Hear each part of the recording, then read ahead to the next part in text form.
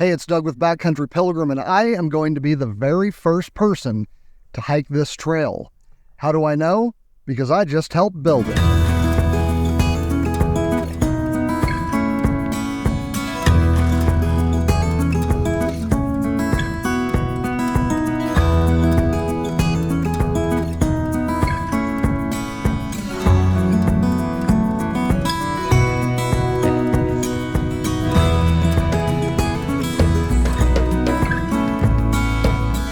This is the Trail of the Ancient Dwarves, or at least it used to be until the Forest Service stopped maintaining it until today. Now, a couple of weeks ago when I was up here hiking, I stopped into the ranger station and I just started asking about volunteer opportunities to come out and do some trail work. And they told me that today they were going to be out here with a group called CSERC. We'll talk about them later, putting it back in the Trail of the Ancient Dwarves. I always kind of figured that rangers would just come out here and do all of this work, but as it turns out, they rely pretty heavily on volunteers. So they said if I wanted to come out today, I could latch on to the group that was coming to rebuild this trail, and I did. The trail begins on the ruins of the Mono Highway. Apparently this was built in the late 1800s and was eventually replaced by Highway 108. Highway 108 is right behind me. So anyway, I spent the first half of today out here replacing trail signs, making new trails, and cleaning up the trails that were already there. We trimmed back bushes, cut down trees, completely removed some bushes, and not only tried to clean up the trail as it originally existed, but actually created an interpretive trail out of the main Trail of the Ancient Dwarves. So for the record, anything we find out here that we want, we can have, right? Okay. Just want to make sure I understood correctly. Oh, yeah, that would be the logic. And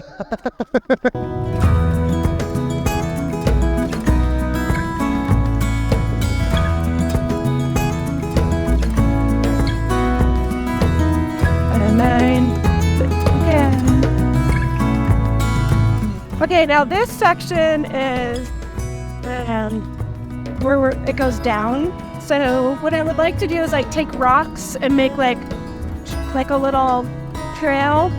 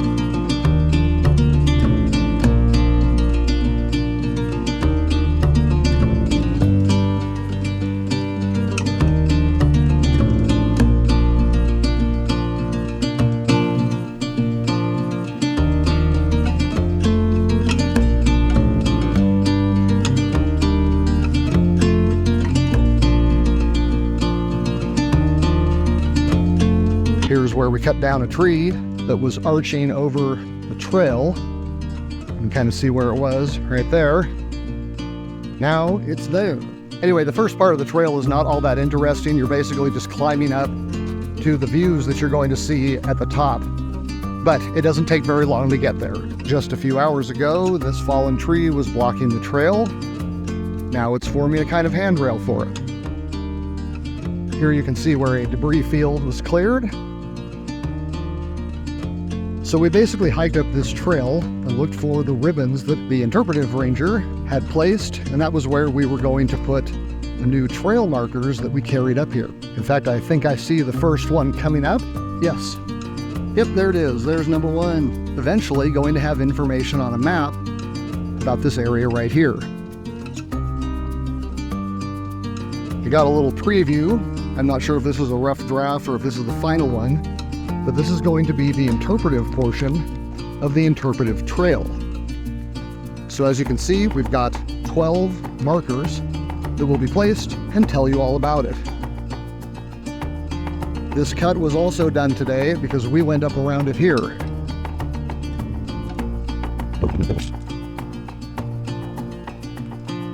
Now we tried to get this out, but it is pretty permanent right now. Gonna have to come up here with a Sawzall. Up ahead you see trail marker 2. This was all put in today. So that will eventually connect up with that metal sign. Here we had a big tree fall. It got cut down. Trail marker 2 is called the benchmark. Peek around to the left side.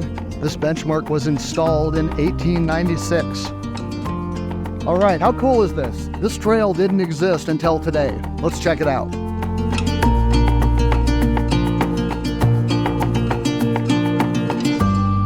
Still pretty rudimentary, of course, but we cleared all this out. Set the rocks and stuff, cleared this completely out. There used to be an entire manzanita bush right here. It was very tough to get. And this new trail brings us to trail marker 4.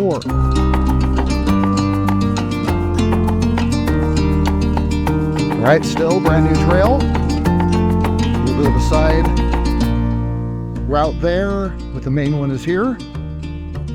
It comes around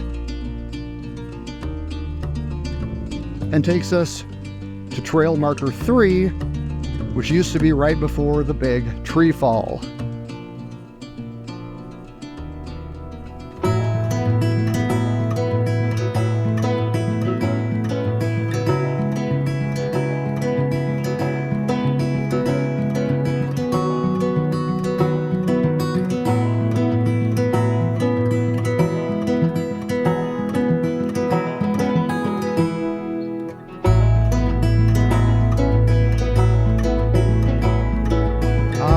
Just see Highway 108 through those trees down there.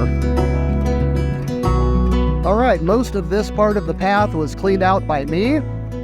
ADA requires a 4-foot clearance, so they didn't want us to cut things back too far, but enough that the path was obvious and people could get through.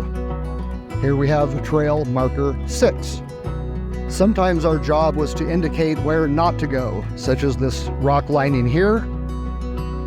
A lot of times in the Sierra, a lot of kind of bare areas can look like trails, and so it helps to mark them off. And here we have trail post 7. All right, coming up, we have the main trail that I worked on. You can see the final marker down there. This didn't used to have any markers, but we're gonna come right up over the crest of this hill, and you will see trail marker 9. That's mine. But first, let's have a look at trail marker 8.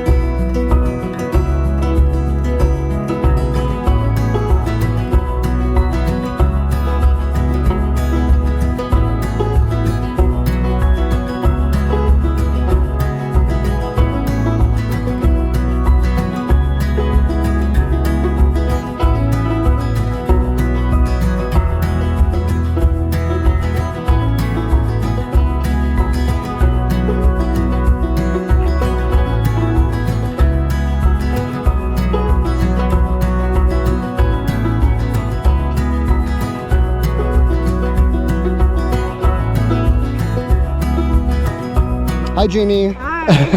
Thanks for letting me come out here and help you today. Absolutely. Thank So you. what is going on here? Like, why are all these people out doing all this work? So this is an interpretive trail that was developed decades ago, and it's all here to teach people about the unique habitats that are here in the Sierra Nevada mountains, and also about the history, the human history. We are currently standing on the old Mono Highway, which was a toll highway that was built in the 1900s and fell into disrepair in the 1830s. And this area has what we call the Ancient Dwarfs. It's the Trail of the Ancient Dwarfs. And they are tiny little trees that are really, really old. So they're not young, just haven't gotten big because of the environment. So we're bringing this trail back to life. We are installing new interpretive posts and signs so that people can find their way here and then also learn. So this group that came out was CSERC? Yes. Is that right? CSERC. All right, here comes Chelsea. So tell us about CSERC. Works in the northern Yosemite region, protecting the water, wildlife, and all places. Make our region so iconic and wonderful.